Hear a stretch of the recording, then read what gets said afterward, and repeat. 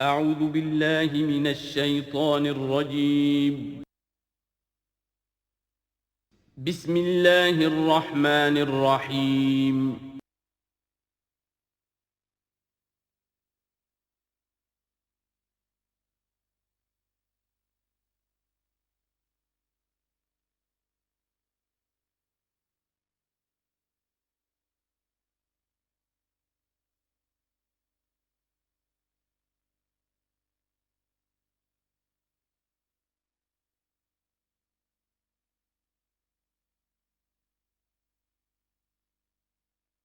نحمده ونصلي على رسوله الكريم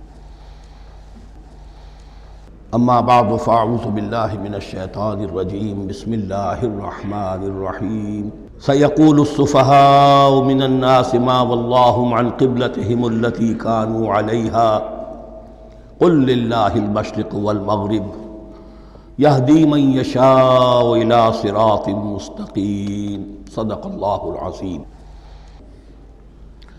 اب یہ تحویل قبلہ کا مضمون براہ راست آ رہا ہے۔ اس کے لیے تمہیدی 2 رکوع ہم پڑھ چکے ہیں۔ حضرت ابراہیم کا تذکرہ جو معمار ہیں بیت اللہ کے، ابو الانبیاء ہیں، امام الناس ہیں، انہی کی ایک نسل بنی اسرائیل ہے، انہی کی ایک نسل بنی اسماعیل ہے۔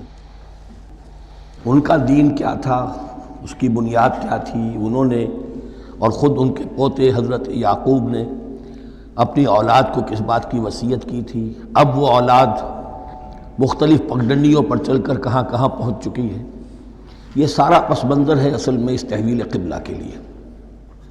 اور تحویل قبلہ پر پورے 2 رکوع آ رہے ہیں۔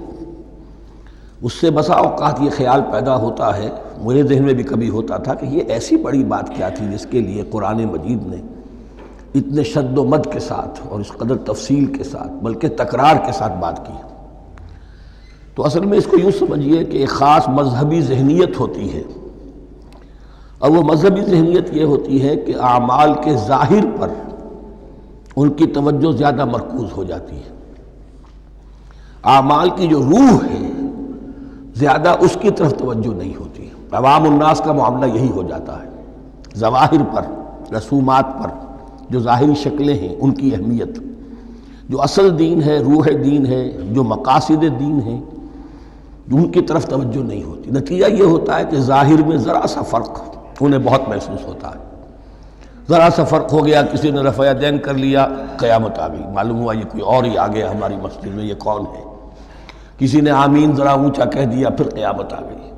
یہ ساری چیزیں جو یہ خاص ایک ذہنیت ہوتی ہے۔ اس ذہنیت کے پس منظر میں یہ مسئلہ چھوٹا نہیں تھا۔ ایک تو یہ کہ جو قبائلی اور قومی پس منظر تھا اس کے حوالے سے سمجھیے، مکے میں جو لوگ ایمان لائے، ظاہر بات ہے ان سب کو عقیدت تھی خانہ کعبہ کے ساتھ، خود حضور کو تھی۔ آپ روتے ہوئے نکلے ہیں اور آپ نے یہ فرمایا تھا کہ اے کعبہ مجھے تجھ سے بڑی محبت ہے، لیکن تیرے یہاں کے رہنے والے مجھے یہاں رہنے نہیں دیتے۔ پھر یہ کہ وہ جو عقیدت اور محبت تھی وہ تمام ان مسلمانوں کے دلوں میں بھی تھی۔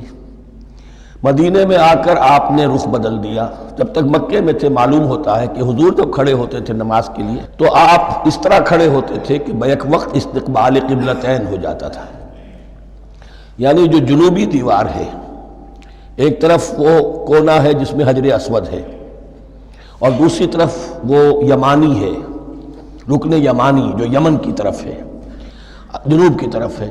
ادھر کوئی شخص کھڑا ہوگا اور وہیں پر انہی کے درمیان جو ہے جب طواف کیا جاتا ہے تو دعا مانگی جاتی ہے، ربنا آتنا فی الدنیا حسنۃ وفی الآخرۃ حسنۃ وقنا عذاب النار۔ باقی پورے طواف میں آپ جو چاہیں دعا مانگے، لیکن یہاں یہ دعا ہے خاص۔ اب اگر کوئی شخص ادھر کھڑا ہو کر نماز پڑھ رہا ہے تو کعبہ تو سامنے ہے ہی، ٹھیک سیت میں یروشلم بھی ہے۔ استقبال القبلتین، ایک ہی وقت میں 2 قبلوں کی طرف رخ ہو گیا۔ مدینہ میں آ کر معاملہ بدل گیا، مدینہ درمیان میں ہے، مکہ مکرمہ اس کے جنوب میں ہے اور یروشلم اس کے شمال میں ہے۔ اب جنوب کی طرف رخ کریں گے تو پیٹھ ہوگی یروشلم کی طرف، یروشلم کی طرف رخ کریں گے تو پیٹھ ہوگی کعبے کی طرف۔ اس میں امتحان ہو گیا ان لوگوں کا جو ایمان لائے تھے کہ آیا وہ محمد الرسول اللہ صلی اللہ علیہ وسلم کے فرمان کی پیروی کرتے ہیں یا اپنی پرانی عقیدتوں اور اپنی پرانی جو روایات ہیں ان کو زیادہ اہمیت دیتے ہیں۔ اللہ کا شکر ہے جو لوگ مکے سے آئے تھے ان کی اتنی تربیت ہو چکی تھی کہ ان میں سے کسی کے لیے کوئی مسئلہ پیدا نہیں ہوا۔ اقبال کا وہ مصرع پھر سنا رہا ہوں، بمصطفیٰ برساں خیش را کے دی ہموست اگر بہو نہ رسیدی تمام بولہ بیست۔ حالانکہ قرآن مجید میں کہیں منقول نہیں ہے کہ اللہ نے حکم دیا تھا، ہو سکتا ہے اللہ نے حضور کو وحی خفی کے ذریعے سے حکم دیا ہو، لیکن وحی جلی میں کہیں نہیں ہے کہ آپ کو حکم دیا گیا ہو کہ اب یروشلم کی طرف رخ کر کے نماز پڑھیے۔ یہ امتحان ہو گیا کہ رسول کا اتباع کتنا کچھ ہے۔ اب جب یہ حکم آیا اب امتحان ہو گیا جو مدینے میں رہنے والے جو ایمان لائے تھے ان کا، اس لیے کہ یہاں یہودی بھی تھے، بعض ان میں سے ایمان لائے، عبداللہ ابن سلام رضی اللہ تعالیٰ عنہ تھے، ان کو علماء میں سے تھے، لیکن جو اور دوسرے لوگ تھے وہ بھی زیر اثر تھے یہود کے علماء کے، ان کے دل میں بھی یروشلم کی عظمت تھی۔ اب جب انہیں رخ کرنا پڑا تو یہ ان کے ایمان کا امتحان ہو گیا۔ تو یہ بڑا امتحان تھا اس میں کہ جو سب کے لیے مثبت تھا، اور مسلمانوں میں سے بعض لوگوں کے دلوں میں یہ خیال بھی پیدا ہوا ہوگا اگر اصل قبلہ یہ تھا تو ہم نے اب تک جو نمازیں پڑھی ہیں وہ تو پھر ہم نے غلط اس پر پڑھی، ہماری اتنی سالوں کی کسی کو ایمان لائے ہوئے 10 برس ہو گئے، ہماری ان نمازوں کا کیا بنے گا؟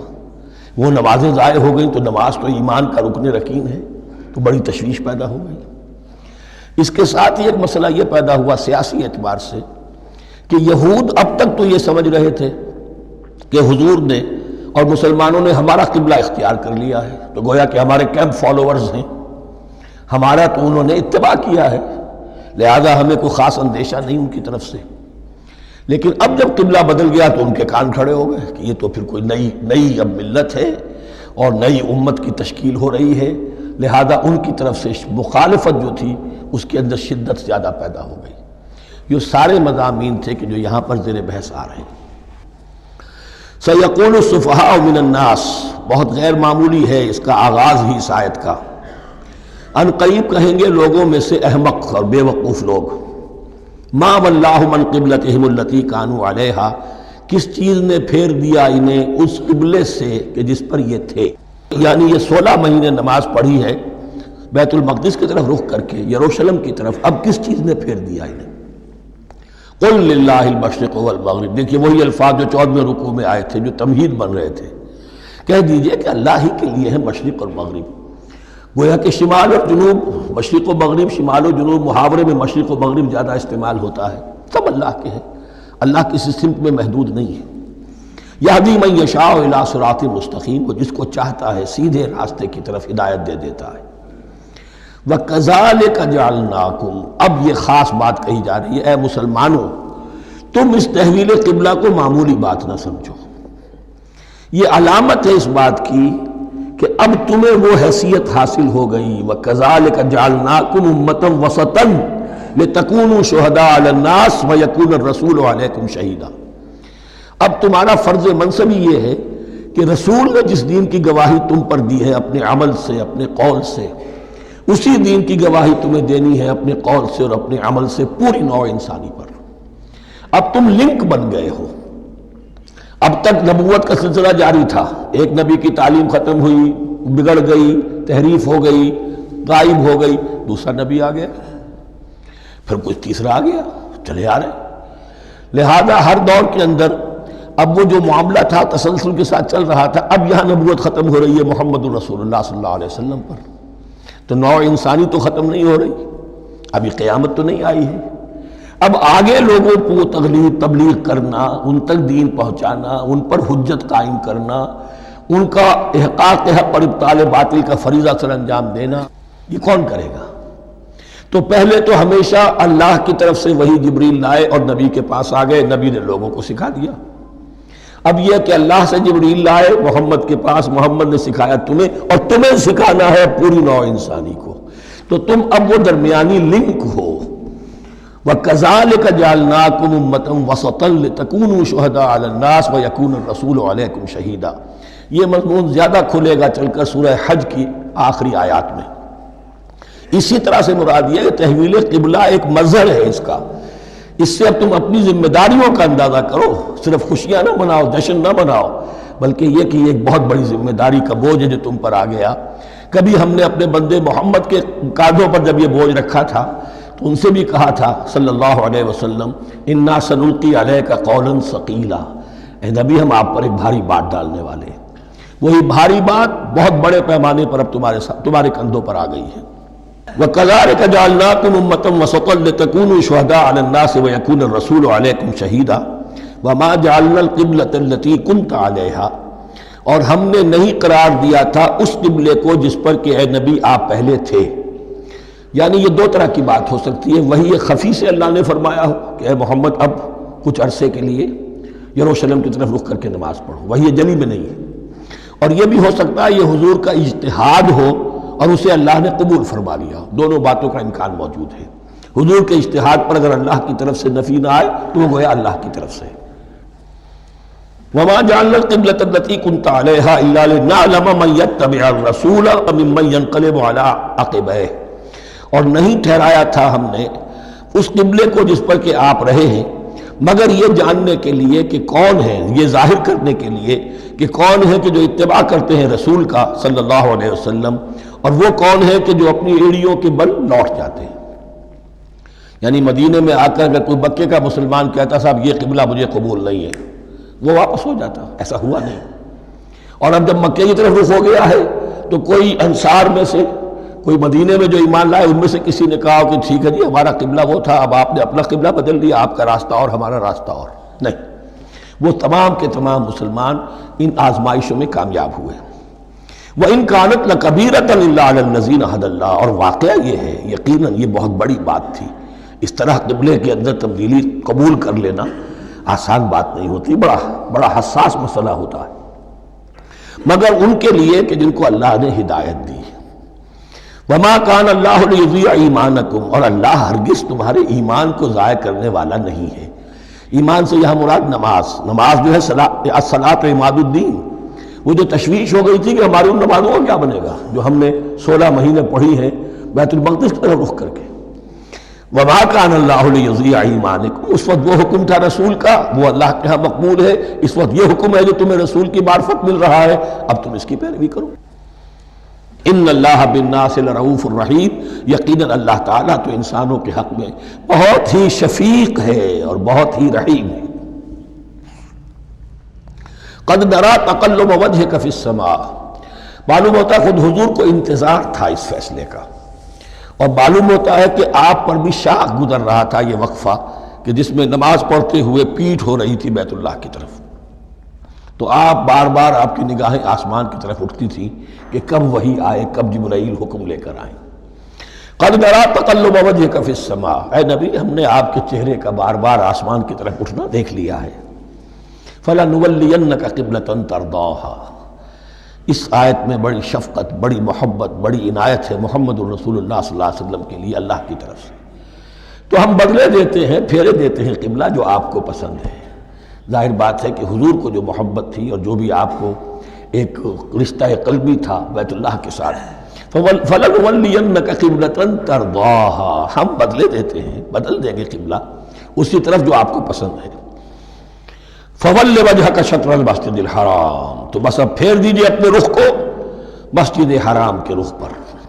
وَحَيْثُ مَا كُنْتُمْ، اور مسلمانوں جہاں کہیں بھی تم ہو، مدینے میں ہو یا کہیں اور ہو، مغرب میں ہو، شمال میں ہو، جنوب میں ہو، کہیں ہو، فَوَلُّوا وُجُوهَكُمْ شَطْرَهُ، تو اپنا چہرہ نماز میں اسی کے رخ پر پھیرو۔ وَإِنَّ الَّذِينَ أُوتُوا الْكِتَابَ لَيَعْلَمُونَ أَنَّهُ الْحَقُّ مِنْ رَبِّهِمْ، اور جن لوگوں کو کتاب دی گئی تھی وہ جانتے ہیں کہ یہ حق ہے ان کے پروردگار کی طرف سے۔ تورات میں بھی یہ مذکور تھا کہ اصل قبلہ ابراہیمی وہی تھا، اس لیے کہ یروشلم تو تعمیر کیا ہے حضرت ابراہیم سے کوئی 1000 سال کے بعد حضرت سلیمان نے۔ یہ جو بھی ہیکل سلیمانی ہے کم سے کم 1000 برس کا فصل ہے حضرت ابراہیم میں حضرت سلیمان میں۔ تو حضرت ابراہیم کا قبلہ کون سا تھا؟ تو وہ بھی مولانا امین احسن اصلاحی صاحب نے اردو میں ترجمہ کیا ہے مولانا حمید الدین فراہی کی کتاب کا، اور وہ بہت اہم ہے اس موضوع کو سمجھنے کے لیے۔ بہت سے مسلمان مفسرین نے بھی اس میں ٹھوکر کھائی ہے۔ ان الذین اوتوا الکتاب لیعلمون انہ الحق من ربہم وما اللہ بغافل عما یعملون، اور اللہ غافل نہیں ہے اس سے کہ جو وہ کر رہے ہیں۔ وَلَئِنْ أَتَيْتَ الَّذِينَ أُوتُوا الْكِتَابَ بِكُلِّ آیَةٍ مَا تَبِعُوا قِبْلَتَكَ، اے نبی آپ ان اہل کتاب کو اگر تمام دلائل بھی دے دیں گے، تمام نشانیاں بھی دکھا دیں گے، تب بھی یہ آپ کے قبلے کی پیروی نہیں کریں گے۔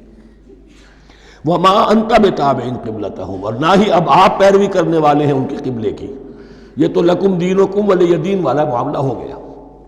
وَمَا بَعْضُهُمْ بِتَابِعٍ قِبْلَةَ بَعْضٍ، حد یہ ہے کہ یہ خود جو ہے آپس میں ایک دوسرے کے قبلے کی پیروی نہیں کرتے، یعنی نصارہ اور یہود اگرچہ یروشلم سب کا قبلہ ہے، لیکن عین یروشلم میں جا کر جو یہودی ہیں وہ مغربی گوشے کو اختیار کرتے تھے، مغرب کی طرف رخ کرتے تھے ہیکل سلیمانی میں، اور جو نصارہ ہے وہ مشرق کی طرف، اس لیے کہ حضرت مریم سلام علیہا نے جو اعتکاف کیا تھا مکاناً شرقیہ، وہ جو مکان تھا ان کا جہاں اعتکاف تھا، جہاں فرشتہ ان کے پاس آیا ہے، وہ ہیکل کے کسی شرقی گوشے میں تھا، تو انہوں نے عیسائیوں نے اسی کو اپنا شرقی گوشے کو قبلہ بنا لیا۔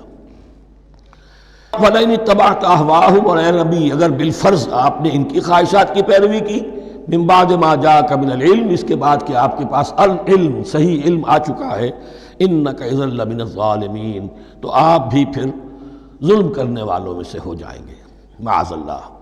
الذین آتیناہم الکتاب یعرفونہ کما یعرفون ابناءہم، جن لوگوں کو ہم نے کتاب دی یعنی تورات اور انجیل کے جو صحیح ماننے والے ہیں، یہ نکتہ یہاں نوٹ کر لیجئے، تورات اور انجیل کے ماننے والوں میں سے غلط کاروں کے لیے مجہول کا صیغہ آتا ہے، اوتوا الکتابہ، جنہیں کتاب دی گئی تھی، اور جو ان میں سے ٹھیک تھے صحیح رخ پر تھے ان کے لیے معروف کا صیغہ ہوتا ہے جنہیں کتاب ہم نے دی تھی۔ یہ انداز جو ہے معروف اور مجہول کا، یہ آپ دیکھیں گے کہ فرق ہوگا، جہاں ان کی کسی غلط بات کا تذکرہ ہوگا الذین اوتوا الکتاب، اور جہاں اچھی بات کا تو وہاں یہ کہ جو آتیناہم الکتاب، الذین آتیناہم الکتاب یعرفونہ کما یعرفون ابناءہم، وہ ایسے ہی پہچانتے ہیں اس کو۔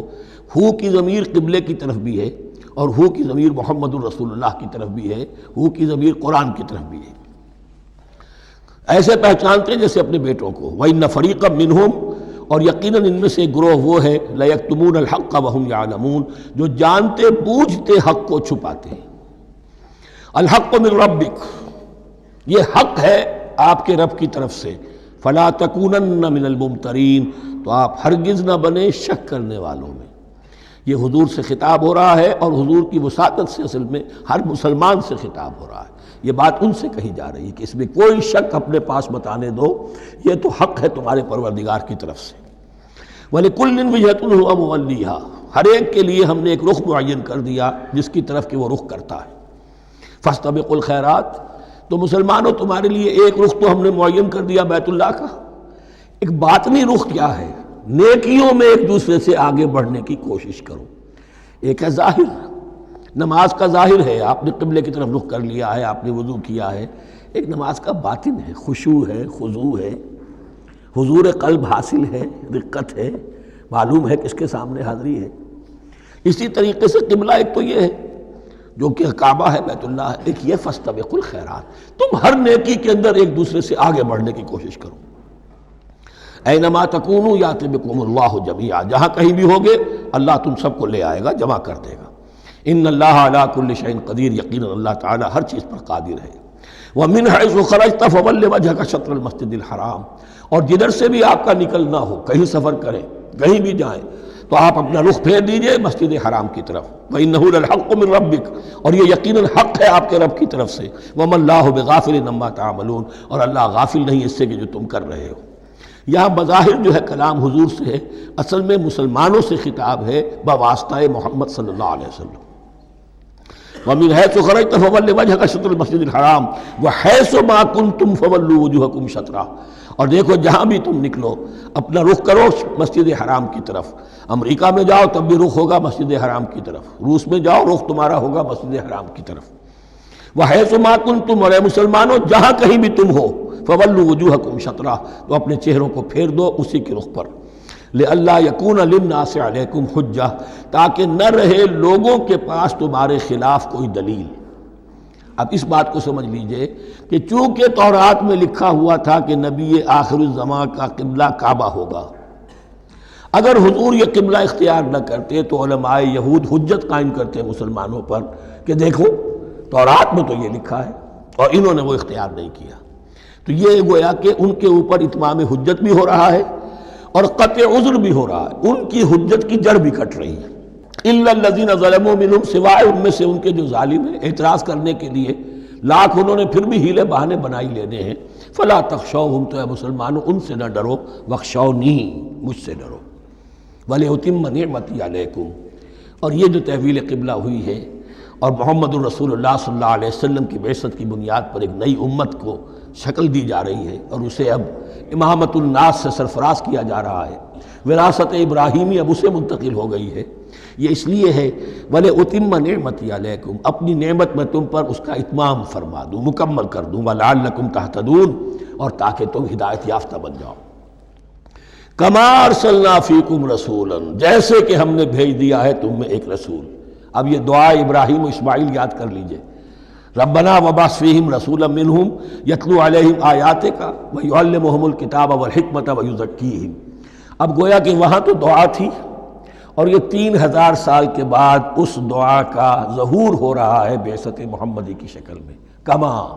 کما ارسلنا فیکم رسولا منکم، جیسے کہ ہم نے بھیج دیا ہے تم میں رسول اپنا تم ہی میں سے. یتلو علیکم آیاتنا، وہ تلاوت کرتا ہے تم پر ہماری آیات. ویزکیکم، تمہیں پاک کرتا ہے، تزکیہ کرتا ہے تمہارا. ویعلمکم الکتاب والحکمہ، اور تمہیں تعلیم دیتا ہے کتاب و حکمت کی. ویعلمکم ما لم تکونوا تعلمون، اور تمہیں تعلیم دے رہا ہے ان چیزوں کی جو تمہیں معلوم نہیں تھی. یہاں ایک نقطہ بڑا اہم ہے، حضرت ابراہیم اور اسماعیل کی دعا میں جو ترتیب تھی یہاں اللہ نے اس کو بدل دیا ہے. وہاں کیا تھا؟ تلاوت آیات، تعلیم کتاب و حکمت، پھر تزکیہ. یہاں کیا ہے؟ تلاوت آیات، پھر تزکیہ، پھر تعلیم کتاب و حکمت. اب ظاہر بات ہے کہ حضرت ابراہیم اور حضرت اسماعیل نے جو بات کہی وہ بھی غلط تو نہیں ہو سکتی، لیکن ہم یہ کہہ سکتے ہیں کہ اس کی امپرووڈ فارم یہ ہے جو اللہ تعالیٰ کی طرف سے دی گئی، اس لیے کہ تزکیہ مقدم ہے. اگر نیت صحیح نہیں ہے تو تعلیم کتاب و حکمت مفید نہیں ہوگی بلکہ گمراہی میں اضافہ ہوگا. نیت کج ہے تو گمراہی بڑھتی چلی جائے گی. اور تزکیہ کا حاصل کیا ہے؟ نیت درست ہو جائے، اخلاص. نحن لہ مخلصون. اگر یہ نہیں ہے تو جتنا پڑھو گے، جتنے بڑے عالم ہوگے، شیطان بھی بن سکتے ہو. بڑے بڑے فتنے عالموں نے اٹھائے ہیں. یہ جو دین اکبری تھا یا دین الہی تھا، اکبر کے تو باپ دادا کو کبھی خیال نہیں آ سکتا تھا اس کا. یہ پٹی پڑھانے والے کون تھے؟ ابو الفضل اور فیضی جیسے علماء، بہت بڑے علماء. اسی طرح غلام احمد قادیانی، اس کو اصل میں جو بھی پٹیاں پڑھائی ہیں وہ تو پڑھائی حکیم نور الدین نے جو بہت بڑا عالم تھا، اہل حدیث عالم تھا. تو در حقیقت بہت بڑا عالم ہوگا، اگر اس کی کج ہو گئی نیت تو اتنا ہی بڑا فتنہ اٹھا دے گا. اس پہلو سے تزکیہ مقدم ہے، اور اس کا ثبوت یہ ہے، یہی مضمون سورہ آل عمران میں آیا، یہی مضمون پھر سورہ جمعہ میں آئے گا. وہاں بھی ترتیب یہی ہے، تینوں جگہ پر اللہ کی طرف سے ترتیب یہی ہے. یتلو علیکم آیاتنا ویزکیکم، تمہیں ہماری آیات پڑھ کر سنا رہا ہے اور تمہارا تزکیہ کرتا ہے. ویعلمکم الکتاب والحکمہ، اور اس تزکیے کے بعد پھر تعلیم کتاب و حکمت. ویعلمکم ما لم تکونوا تعلمون، اور تمہیں سکھا رہا ہے جو کچھ علم تمہیں حاصل نہیں تھا. فاذکرونی اذکرکم، بس مجھے یاد رکھو، میں تمہیں یاد رکھوں گا. یہ بہت بڑا میثاق ہے اور بہت بڑا وعدہ ہے، بہت بڑا وعدہ. اور یہاں تک حدیث میں پھر اس کی شرح آئی ہے، میرا بندہ اگر مجھے اپنے دل میں یاد کرتا ہے میں بھی اسے اپنے جی میں یاد کرتا ہوں. اور میرا بندہ اگر میرا ذکر کسی محفل میں کرتا ہے تو میں اس سے بہت اعلیٰ محفل میں اس کا ذکر کرتا ہوں. اس کی محفل تو بہت بلند و بالا ہے، ملائے اعلیٰ کی محفل ہے، فرشتے ملائکہ مقربین کی محفل ہے. خدا خود میر محفل بود اندر لامکا خسرو، محمد شمع محفل بود شب جائے کہ من بودم. اب خسرو کس عالم میں تھے جب یہ شعر کہہ گئے ہیں؟ تو بہرحال ہے تو صحیح، ایک محفل تو ہے.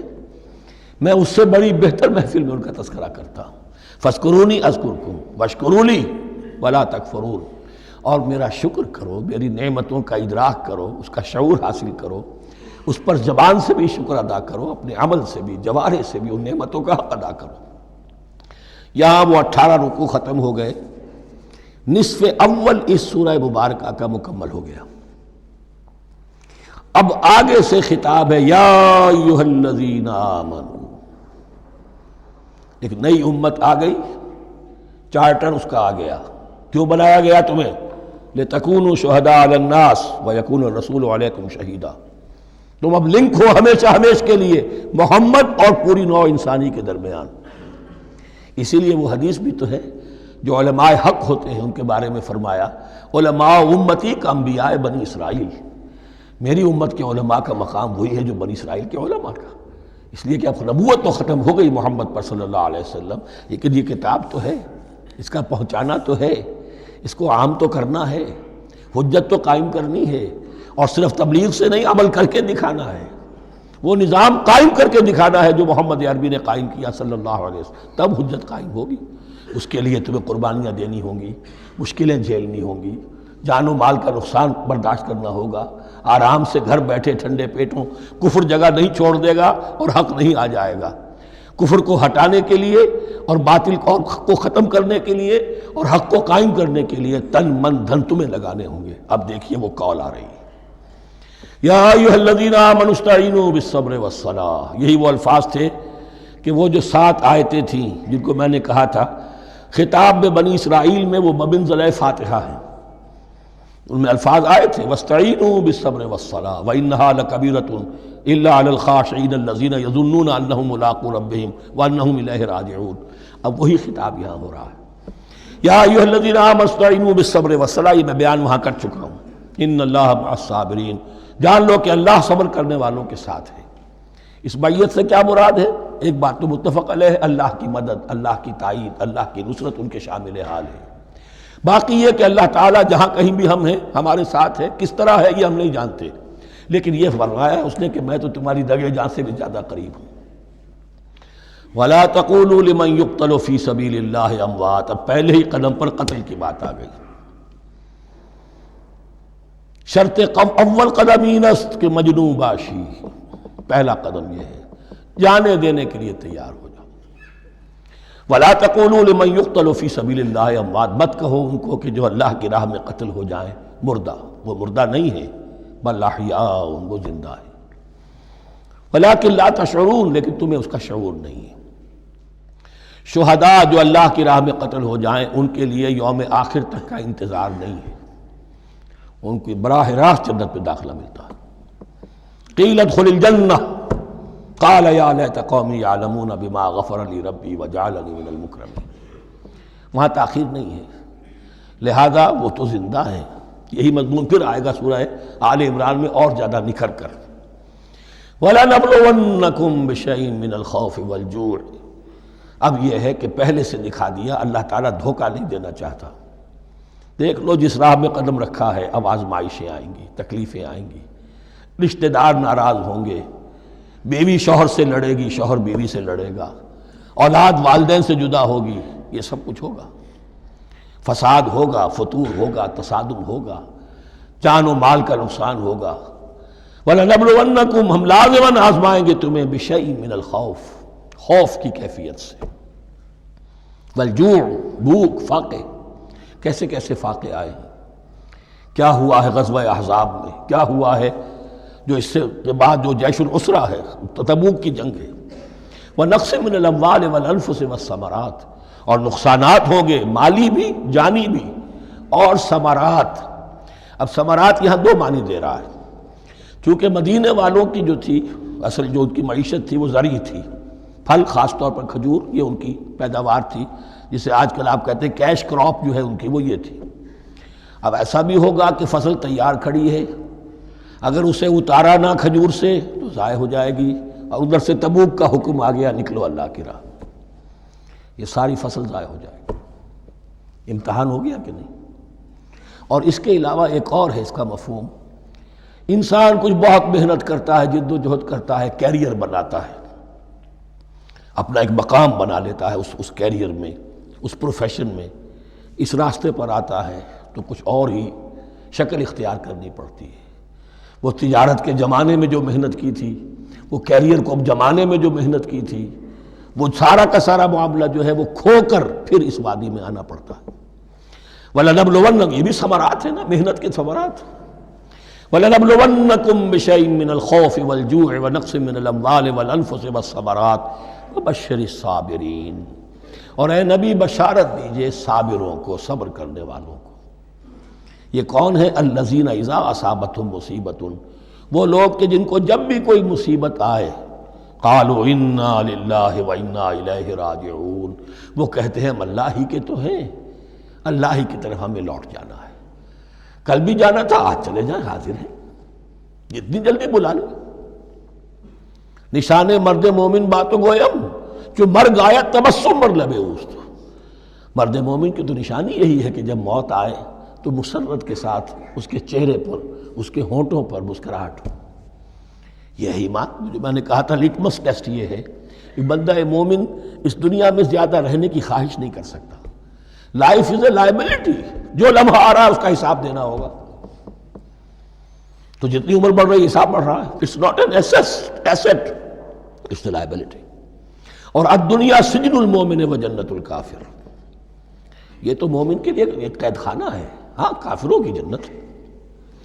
وَبَشِّرِ الصَّابِرِينَ الَّذِينَ إِذَا أَصَابَتْهُمْ مُصِيبَةٌ قَالُوا إِنَّا لِلَّهِ وَإِنَّا إِلَيْهِ رَاجِعُونَ أُولَٰئِكَ عَلَيْهِمْ صَلَوَاتٌ مِّن رَّبِّهِمْ وَرَحْمَةٌ، یہ ہیں وہ لوگ کہ جن پر ہر وقت اللہ کی عنایتوں کا نزول ہوتا رہتا ہے اور رحمت کی بارش ہوتی رہتی ہے۔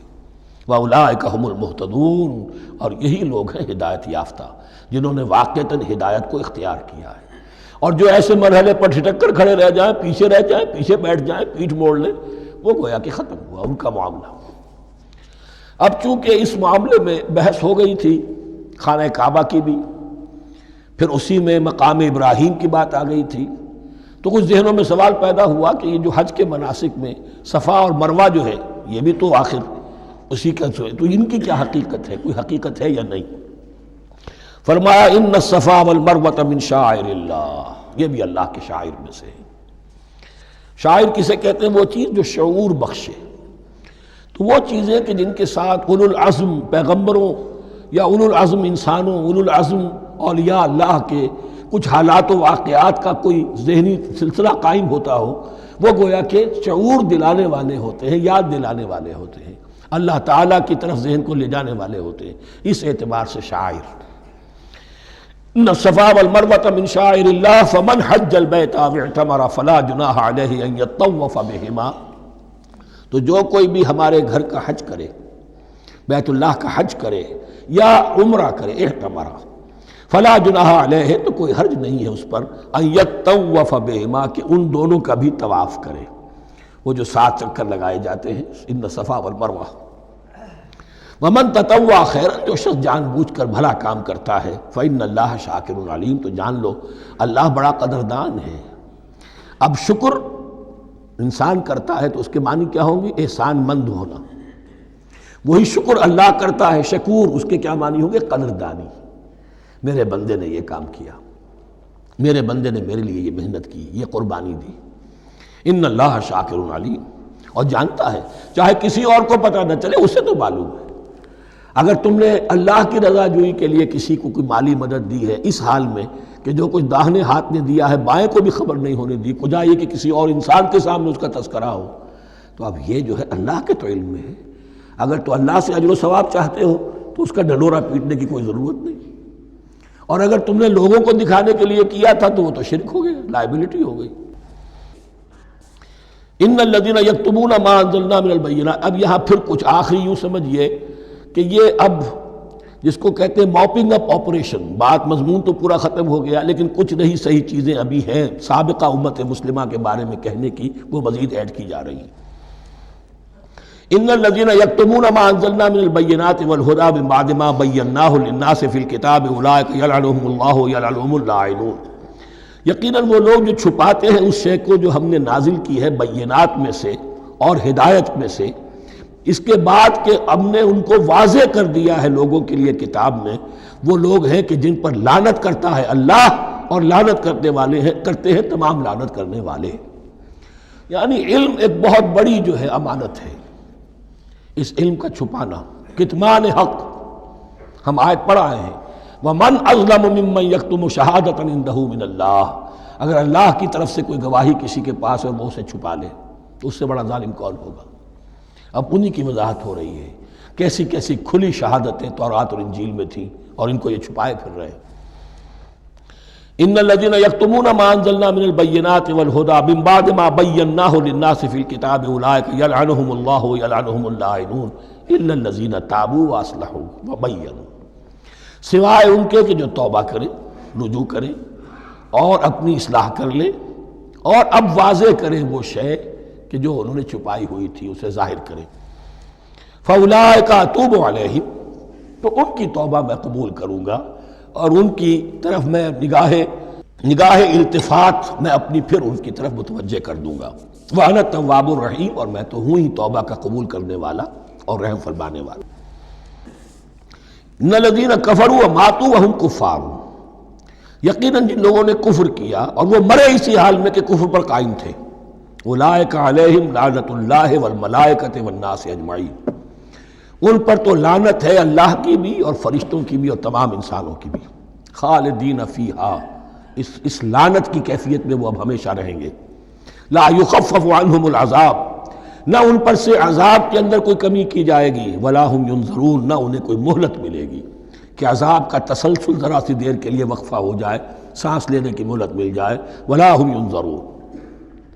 وَإِلَٰهُكُمْ إِلَٰهٌ وَاحِدٌ، سن لو تمہارا الہ اور معبود ایک ہی الہ ہے۔ لا الہ الا هو الرحمن الرحیم، اس کے سوا کوئی الہ نہیں ہے اور وہ رحمان ہے اور رحیم ہے۔ اب جو آیت آ رہی ہے اس کے پڑھنے سے پہلے ایک بات سمجھ لیجئے کہ یہ جو اب 22 رکوعوں کا مضمون ہم پڑھ رہے ہیں، مجھے یہ بات آج شروع میں واضح کرنی چاہیے تھی، اس میں ترتیب کیا ہے۔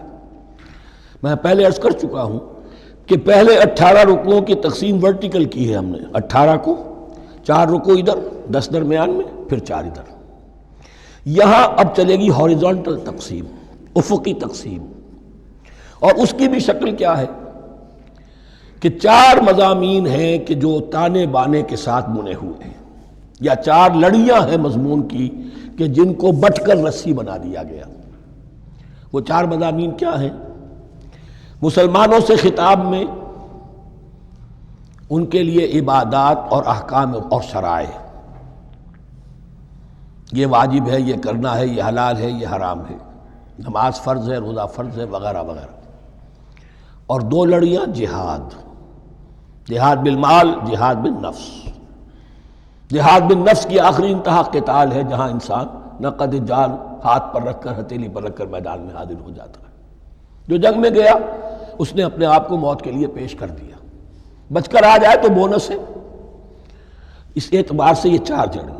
شریعت کو 2 حصوں میں تقسیم کیجئے، عبادات اور پھر بقیہ احکام شریعت، معاملات، جن میں خاص طور پر شوہر اور بیوی کا تعلق جو ہے وہ سب سے اہم ہے۔ لہذا اس صورت میں آپ دیکھیں گے تفصیلی احکام آئیں گے آئلی قوانین کے ضمن میں۔ دوسری طرف جہاد بالمال یعنی انفاق، اللہ کی راہ میں خرچ کرنا، اور جہاد بالنفس جس کی آخری منزل قتال۔ اب یہ 4 لڑیاں اس طرح سے ہیں، فرض کیجئے ایک لال لڑی ہے، ایک پیلی ہے، ایک نیلی ہے، ایک ہری ہے، ان کو بٹ دیا گیا ہے۔ جب ایک طرف سے دیکھیں گے تو کٹا پھٹا نظر آئے گا، رنگ لال نظر آیا، پھر پیلا نظر آیا، پھر نیلا نظر آیا، پھر ہرا، پھر لال، پھر نیلا، پھر پیلا، پھر ہرا۔ تو ایسا معلوم ہوگا جیسے کٹے پھٹے ہیں مضامین۔ لڑیاں کھول دیجئے، معلوم ہوگا ایک لڑی وہ بھی بڑی مسلسل ہے، جہاد بالمال کی، ایک لڑی ہے جہاد بالنفس یعنی قتال کی، ایک لڑی ہے جو عبادات کی، ایک لڑی ہے معاملات کی اور شریعت کے احکام کی۔ یہ 4 لڑیاں، اور یہ تانے بانے کی طرح بنی ہوئی ہیں، لیکن اسی بنتی میں بہت بڑے حسین پھول موجود ہیں۔ طویل آیات اور طویل آیات، عظیم ترین آیات قرآن مجید کی، ان میں سے اب ایک آیت یہاں آ رہی ہے۔ اس کو میں نے عنوان دیا ہے آیت الآیات۔ ان فی خلق السماوات والارض واختلاف اللیل والنہار والفلک التي تجری فی البحر بما ينفع الناس وما انزل اللہ من السماء من ماء فاحیا به الارض بعد موتها وبث فيها من كل دابة وتصریف الرياح والسحاب المسخر بین السماء والارض لآیات لقوم یعقلون۔ اتنے فینومینا آف نیچر کسی ایک آیت میں جمع نہیں ہے قرآن۔ اللہ تعالیٰ تمام فینومینا آف نیچر کو اپنی آیتیں قرار دیتا ہے۔ آسمان اور زمین کی تخلیق، رات اور دن کا الٹ پھیر مختلف جگہوں پر، اور یہ جو ستارے ہیں اور یہ جو بھی نباتات ہیں زمین کی، ان میں سے آیتیں ہی آیت۔ لیکن ان آیت الآیات کو جس طرح یہاں ایک آیت میں سمویا ہے، یہ حکمت کا ایک بہت بڑا پھول ہے، بہت بڑا پھول جو ان چار لڑیوں کی بنتی کے اندر آ گیا ہے۔ یقیناً آسمان اور زمین کی تخلیق میں اور رات اور دن کے الٹ پھیر میں اور اس جہاز میں یا کشتی میں جو چلتی ہیں سمندر میں یا دریاؤں میں، وہ سامان لے کر جو لوگوں کو نفع دیتا ہے، بما ينفع الناس وما انزل اللہ من السماء من ماء، اور اس پانی میں کہ جو اللہ نے اتارا ہے آسمان سے، فاحیا به الارض بعد موتها، اور پھر اس سے وہ زندہ کر دیتا ہے زمین کو اس کے مردہ ہو جانے کے بعد۔ بے آب و گیا زمین پڑی تھی، بارش ہوئی ہے، اسی میں سے رویدگی آ گئی ہے۔ وبث فیہا من کل دابہ، اور یہ تمام حیوانات اور چرند اور پرند جو اس کے اندر پھیلا دیے گئے ہیں۔ وتصریف الریاح، اور یہ ہواؤں کا چلنا جو ہے، کبھی پروا چل رہی ہے، کبھی پچھمی چل رہی ہے، کبھی مشرق سے آ رہی ہے، کبھی مغرب سے آ رہی ہے، تصریف الریاح ہے۔ والسحاب المسخر بین السماء والارض، اور ان بادلوں میں کہ جو معلق کر دیے گئے آسمان اور زمین کے درمیان۔ لآیات لقوم یعقلون، ان سب میں آیات ہیں، نشانیاں ہیں ان لوگوں کے لیے جو عقل سے کام لیں۔ ان کو دیکھو اور ان کے خالق کو، مدبر کو پہچانو۔ آیات ہیں، اور ان کے آیات کے پہچاننے کا جو عملی نتیجہ نکلنا چاہیے، اور جس کو عام طور پر لوگ نہیں پہنچ پاتے جس تک، اب اگلی آیت میں اس کا تذکرہ ہے۔ نتیجہ تو نکلنا یہ چاہیے کہ پھر محبوب اللہ ہی ہو، شکر اسی کا ہو، اطاعت اسی کی ہو، عبادت اسی کی ہو۔ جب سورج میں کچھ نہیں، یہ تو اللہ نے اس کو بنایا ہے، یہ حرارت جو ہے اللہ نے دی ہے، چاند میں کچھ نہیں، ہوائیں چلانے والا کوئی وہی تو ہے۔ تو اب کسی شے کے لیے کوئی شکر نہیں، کسی شے کے لیے کوئی عبادت نہیں، کوئی ڈنڈوت نہیں، کوئی سجدہ نہیں، بلکہ صرف اللہ کے لیے، اور وہی مطلوب و مقصود بن جائے، وہی محبوب ہو۔ لا محبوب الا اللہ، لا مقصود الا اللہ، لا مطلوب الا اللہ۔ جن لوگوں کی یہاں تک رسائی نہیں ہو جاتی، وہ لوگ کسی اور شے کو اپنا محبوب و مطلوب بنا کر اس کی پرستی شروع کر دیتے ہیں۔ خدا تک نہیں پہنچے، اپنے نفسی کو معبود بنا لیا، جو یہ کہے کر رہے، معبود تو ہو گیا۔ ارأیت من اتخذ الہہ ہواہ، اپنے قوم کو معبود بنا لیا، قوم کی برتری کے لیے اور قوم کی سربلندی کے لیے جانے بھی دے رہے، وطن کو معبود بنا لیا۔ اس حقیقت کو علامہ اقبال نے سمجھا ہے، اس دور کا سب سے بڑا بت وطن ہے۔ اس دور میں میں اور ہے، جام اور ہے، جم اور، ساقی نے بنا کی روش لطف و ستم اور، تہذیب کے آزر نے ترشوائے صنم اور، مسلم نے بھی تعمیر کیا اپنا حرم اور، ان تازہ خداؤں میں بڑا سب سے وطن ہے، جو پیرہن اس کا ہے وہ مذہب کا کفن ہے۔ نیشنلزم، ٹیریٹوریل، وطنی قومیت، وطن کی جے، یہ معبود بنائے بیٹھے۔ تو اب یہاں سنیے، وَمِنَ النَّاسِ، اور لوگوں میں سے کچھ ایسے بھی ہیں، مَن يَتَّخِذُ مِن دُونِ اللَّهِ أَندَادًا، جو اللہ کو چھوڑ کر کچھ اور چیزوں کو اس کا مد مقابل بنا دیتے ہیں۔ وطن کو بنا لیا، قوم کو بنا لیا، ہیومنزم، انسانیت، نوع انسانی، ہم اس کے خدمتگار ہیں، ہم اس کی بہتری کے لیے کام کر رہے ہیں، یہ بھی ایک معبود بن گیا۔ اور سب سے گھٹیا انسان وہ ہے کہ اپنے ہی حسن کا دیوانہ بنا پھرتا ہوں، اپنا ہی نفس ہے، اسی کے گر چکر لگا رہا ہے، وہی حریم ہے اس کا، وہی حرم ہے اس کا، اور وہ طواف کر رہا ہے اپنے نفس کا، تو وہ بھی تو اس کا ایک معبود ہے۔ لوگوں میں سے وہ بھی ہیں کہ جو اللہ کو چھوڑ کر کسی اور چیز کو اس کا مد مقابل بنا دیتے ہیں۔ یحبونہم کحب اللہ، اور ان سے محبت کرنے لگتے ہیں جیسی کہ اللہ سے کرنی چاہیے۔ یہ فلسفہ ہے اصل میں، ہندی میں اسے آدرش کہتے ہیں، عربی میں نصب العین، انگلش میں آئیڈیل۔ ہر باشعور انسان کسی شے کو اپنا آئیڈیل بناتا ہے اور اس سے پھر محبت کرتا ہے، اس کے لیے جیتا ہے، اس کے لیے مرتا ہے، قربانیاں دیتا ہے، ایثار کرتا ہے، قوم کے لیے قربانی، وطن کے لیے قربانی، فلاح کے لیے قربانی، خود اپنی ذات کے لیے قربانی۔ یحبونہ کحب اللہ، یہ سارے کام تو اللہ کے لیے کرنے کے تھے۔ جیو اللہ کے لیے، مرو اللہ کے لیے، محبت اس سے کرو۔ ان صلاتی و نسکی و محیای و مماتی للہ رب العالمین۔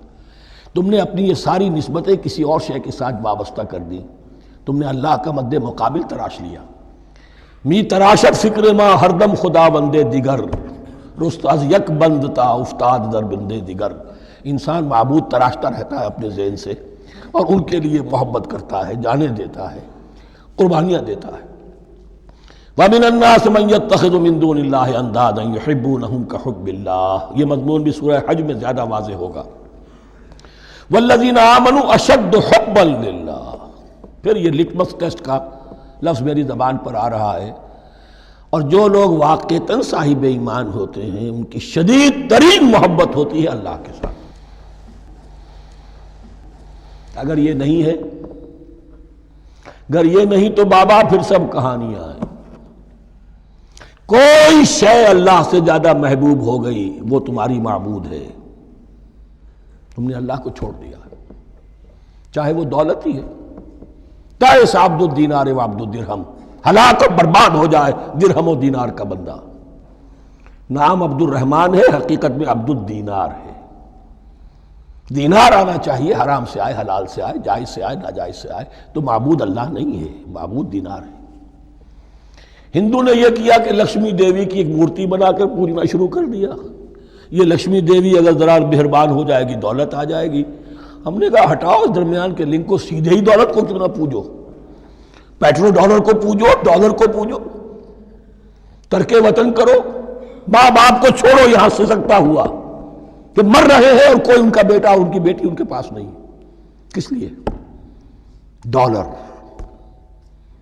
کون معبود ہوا؟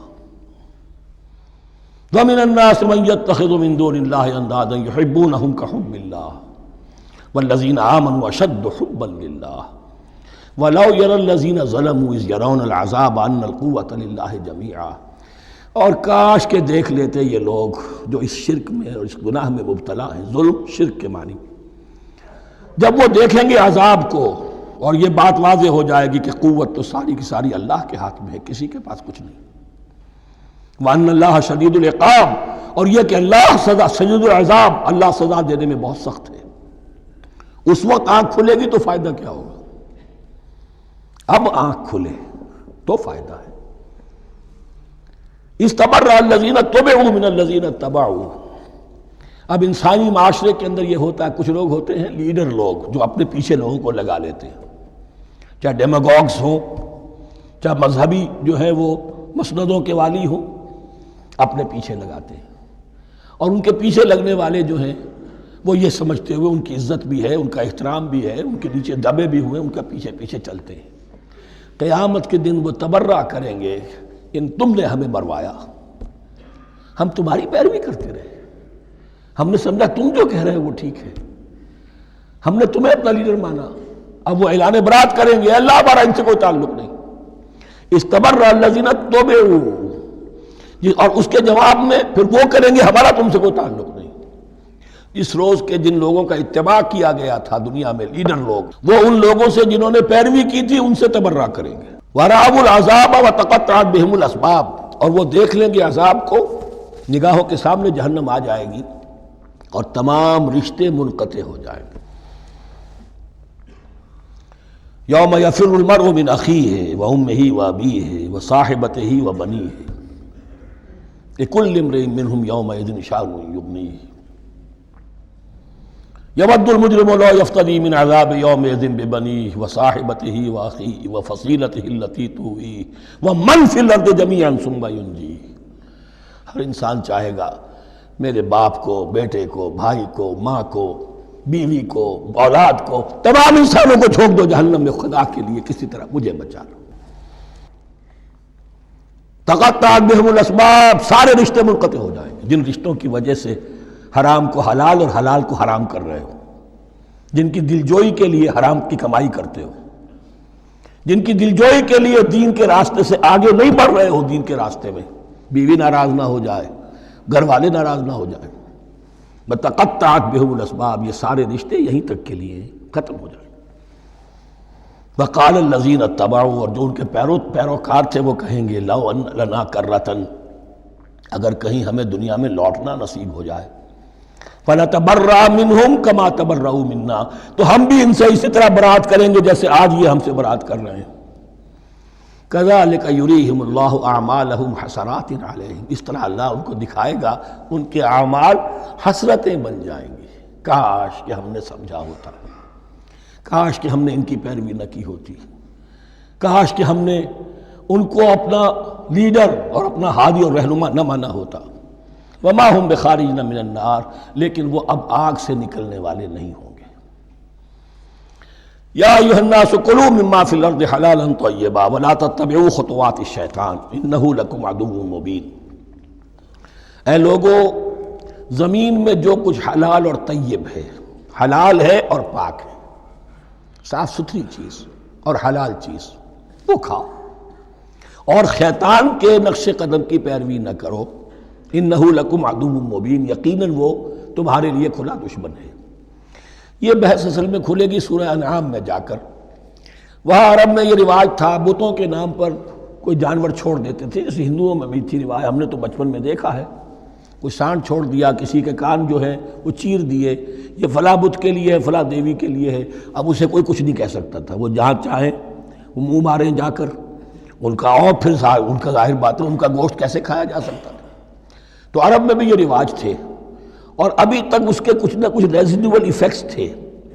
آباء و اجداد کی جو رسمیں چلی آ رہی ہوں وہ آسانی سے جو ہے وہ چھوٹتی نہیں ہیں، کچھ نہ کچھ اثرات رہتے ہیں، جیسے آج تک ہمارے ہاں ہندوانہ اثرات موجود ہیں. تو ایسے لوگوں سے کہا جا رہا ہے کہ یہ تمام حرمتیں جو تمہارے ان لوگوں نے مشرکین نے بنا لی تھی، یہ جانور حرام، یہ جانور حرام ہو گیا، اسے فلاں کے نام پر نامزد کیا ہے، اس اونٹ کی جو ہے اتنی اونٹنیوں کے ساتھ جفتی ہو چکی ہے، اب بس اس کو خالی کر دو، چھوڑ دو، نہ اس کے اوپر سواری کی جائے گی اور نہ اس کا گوشت کھایا جائے گا. یہ کوئی نہیں ہے، جو چیز حلال ہے اصلاً اور طیب ہے کھاؤ. انما یامرکم بالسوء والفحشاء، یقیناً شیطان تمہیں حکم دیتا ہے بدی کا اور بے حیائی کا. وان تقولوا علی اللہ ما لا تعلمون، اور اس کا کہ تم کہو اللہ کی طرف نسبت کر کے جو تم جانتے نہیں ہو، کہ اللہ نے حرام کیا. بھائی تمہیں کہاں معلوم؟ کوئی دلیل لاؤ، کسی کتاب میں دکھاؤ کہ اللہ نے یہ چیز حرام کر دی. وَإِذَا قِيلَ لَهُمُ اتَّبِعُوا مَا أَنزَلَ اللَّهُ قَالُوا بَلْ نَتَّبِعُ مَا أَلْفَيْنَا عَلَيْهِ آبَاءَنَا، اور جب ان سے کہا جاتا ہے اتباع کرو اس کی جو اللہ نے نازل کیا ہے، قالوا، وہ کہتے ہیں بل نتبع ما ألفينا عليه آباءنا، ہم تو پیروی کریں گے اس کی جس پر ہم نے پایا اپنے آباء و اجداد کو. أَوَلَوْ كَانَ آبَاؤُهُمْ لَا يَعْقِلُونَ شَيْئًا وَلَا يَهْتَدُونَ، کیا وہ اپنے آباء و اجداد ہی کی پیروی کرتے رہیں گے، خواہ ان کے آباء و اجداد نہ کسی بات کو سمجھ پائے ہوں نہ ہدایت یافتہ ہوئے. میں نے عرض کر دیا تھا کہ سورہ بقرہ میں جہاں دعوت تیسرے رکوع کی پہلی آیت شروع ہوئی، یا ایھا الناس اعبدوا ربکم الذی خلقکم والذین من قبلکم لعلکم تعقلون، وہ بھی تو مخلوق تھے جیسے تم مخلوق ہو، تم سے خطا ہو سکتی ہے، ان سے بھی ہوئی، تم غلطی کر سکتے ہو، انہوں نے بھی کی. وَمَثَلُ الَّذِينَ كَفَرُوا كَمَثَلِ الَّذِي يَنِقُ بِمَا لَا يَسْمَعُ إِلَّا دُعَاءً وَنِدَاءً. یہاں ذرا تمثیل کے اندر ایک پیچیدگی ہے کہ بظاہر ترجمہ تو یہ ہوگا کہ مثال ان لوگوں کی جنہوں نے کفر کیا اس شخص کی سی ہے جو پکار رہا ہے ایسی چیز کو جو نہ سنتا ہے نہ سمجھتا ہے. ہاں یہ پتہ چلتا ہے کہ کچھ پکار رہا ہے، جانور ہوتے ہیں انہیں اور کیا سمجھ میں آتا ہے. تو یہاں پہ اصل میں تمثیل میں مراد یہ ہے کہ حضور صلی اللہ علیہ وسلم اور مسلمان ان لوگوں کو جو سمجھانے کی کوشش کر رہے ہیں ان میں سے کچھ ایسے بھی ہیں کہ جو کچھ نہیں سمجھتے. دعا اور ندا تو ہے، صم بکم عمی فہم لا یعقلون، لیکن وہ بہرے بھی ہیں، گونگے بھی ہیں، اندھے بھی ہیں، وہ عقل سے کام نہیں لیتے. یا ایھا الذین آمنوا کلوا من طیبات ما رزقناکم، اے اہل ایمان کھاؤ ان تمام پاکیزہ چیزوں میں سے جو ہم نے تمہیں دی ہیں. واشکروا للہ، اللہ کا شکر ادا کرو، ان کنتم ایاہ تعبدون، اگر تم واقعتاً اسی کی عبادت کرنے والے ہو. جیسا کہ میں نے عرض کیا سورہ الانعام میں یہ ساری چیزیں آئیں گی اور تفصیل سے. انما حرم علیکم المیتۃ والدم ولحم الخنزیر وما اہل بہ لغیر اللہ، بنیادی طور پر اللہ تعالیٰ نے وہ کھانے کے جو اہل عرب میں اس وقت رائج تھے ان میں سے 4 چیزوں کی حرمت کا اعلان کیا ہے بار بار. مکی صورتوں میں بار بار ہوا ہے اور یہاں پھر یہ مدنی صورت کے اندر گویا کہ آخری بار. انما حرم علیکم المیتۃ، اللہ نے تم پر حرام کیا مردار کو، جو اپنی آپ موت مر گیا، ذبح نہیں کیا گیا، والدم، اور خون حرام ہے، نجس ہے۔ اسی لیے جو ذبح کرنے کا ہمارا طریقہ ہے وہ یہ ہے کہ صرف گردن کو کاٹا جائے تاکہ اس میں شریانے وغیرہ کٹ جائے اور اکثر جو ہے خون جسم کا نکل جائے۔ اگر جھٹکا کیا جائے جیسے سکھ کرتے تھے، ایک ہی تلوار کے وار سے گردن اڑا دی بکری کی، یا یہ کہ جیسے کہ یورپ وغیرہ میں ہوتا ہے، تو پھر وہ خون اندر رہ جاتا ہے جسم کے، اس کے اندر پھر وہ اینٹھن نہیں ہوتی اس حیوان کے جسم میں کہ جس سے خون جو ہے وہ باہر چلا جائے۔ تو وہ لحم الخنزیر، اور تیسری چیز ہے خنزیر کا گوشت، اور چوتھی چیز وما اہل بہ لغیر اللہ، اور وہ کہ جس پر پکارا گیا ہو کسی کا نام اللہ کے سوا۔ اب اس میں ایک چیز تو یہ ہے کہ جسی شے کو ذبح کرتے ہوئے کسی بت کا، کسی دیوی کا، کسی دیوتا کا تذکرہ کیا، وہ تو حرام مطلق ہو ہی گیا، اس کا گوشت کھانا حرام مطلق ہے۔ لیکن اسی کے تابع یہ ہوگا کسی بزرگ کا قرب حاصل کرنے کے لیے اس کے مزار پر لے جا کر وہاں ذبح کیا جا رہا ہے۔ پوچھیں گے تو ہم تو اللہ کے لیے ذبح کر رہے ہیں، تو اللہ کے لیے تو اپنے گھر میں بھی کر سکتے تھے ذبح، یہاں کیوں لائے ہو؟ اس کو تم نے کسی اعتبار سے اس صاحب قبر کا جو ہے اس کا تقرب حاصل کرنے کا ذریعہ بنایا۔ یہ چیزیں بھی اسی کی تابع ہو جائیں گی۔ اللہ کے لیے کرنا تو ہر جگہ کر سکتے ہو، ہم تو صرف ایصال ثواب کے لیے کر رہے ہیں، تو اپنے گھر میں بیٹھ کر کرو گے تو کیا ایصال ثواب نہیں ہو جائے گا؟ ٹھیک ہے اللہ، ہم یہ خرچ کر رہے ہیں، ہم نے یہ جانور ذبح کیا ہے تیرے لیے، اس کا ثواب جو ہے فلاں کو پہنچا دے۔ یہ ہے چار چیزیں بنیادی طور پر۔ فمن اضطر غیر باغ ولا عاد، ان میں بھی ایک رعایت ہے، اگر کوئی مضطر ہو گیا ہے، مجبور ہو گیا ہے، جان نکل رہی ہے اور کوئی شے کھانے کو نہیں، لیکن دو شرطیں پوری ہو، غیر باغ ولا عاد، وہ اس حرام کی طرف رغبت نہ رکھتا ہو، اور نہ جو ناگزیر حد ہے جان بچانے کی اس سے آگے بڑھے۔ صرف جان بچانے کے لیے مردار کا گوشت بھی کھا سکتا ہے، سور کا گوشت بھی کھا سکتا ہے، جو بھی چاہے جان بچانے کے لیے یہ رک سکتے ہیں، لیکن اس شے کی طرف کوئی رغبت اور میلان طبیعت میں نہ ہو۔ یہ اللہ تو جانتا ہے، اگر تو معاملہ اس سے ہے تو اس سے تو چھپی ہوئی بات نہیں ہے، اور جتنا ناگزیر ہے جان بچانے کے لیے اس سے آگے نہ بڑھے۔ فلا اسم علیہ، ان دو شرطوں کے ساتھ جان بچانے کے لیے حرام چیز بھی کھائی جا سکتی ہے۔ ان اللہ غفور الرحیم، یقیناً اللہ غفور الرحیم ہے۔ ان الذین یکتمون ما انزل اللہ من الکتاب ویشترون بہ ثمنا قلیلا، یقیناً وہ لوگ جو چھپاتے ہیں اس کو جو اللہ نے نازل کیا ہے کتاب میں سے اور فروخت کرتے ہیں انہیں بہت حقیر سی قیمت پر، اولئک ما یاکلون فی بطونہم الا النار، یہ لوگ نہیں بھر رہے اپنے پیٹوں میں مگر آگ۔ ولا یکلمہم اللہ یوم القیامہ، اللہ ان سے کلام نہیں کرے گا قیامت کے دن۔ ولا یزکیہم، نہ انہیں پاک کرے گا۔ ولہم عذاب علیم، ان کے لیے دردناک عذاب ہے۔ اولئک الذین اشتروا الضلالۃ بالہدی، یہ ہے وہ لوگ کہ جنہوں نے ہدایت دے کر ضلالت خرید لی ہے۔ والعذاب بالمغفرہ، اور مغفرت اللہ کی اپنے ہاتھ سے دے کر عذاب خرید لیا ہے۔ فما اصبرہم علی النار، تو کتنا ہے ان کا حوصلہ آگ کے لیے، بڑے صابر ہیں اس جہنم کی آگ کے لیے، کس طرح تیاری کر رہے ہیں۔ ذالک بان اللہ نزل الکتاب بالحق، یہ اس لیے کہ اللہ نے تو کتاب نازل کی حق کے ساتھ۔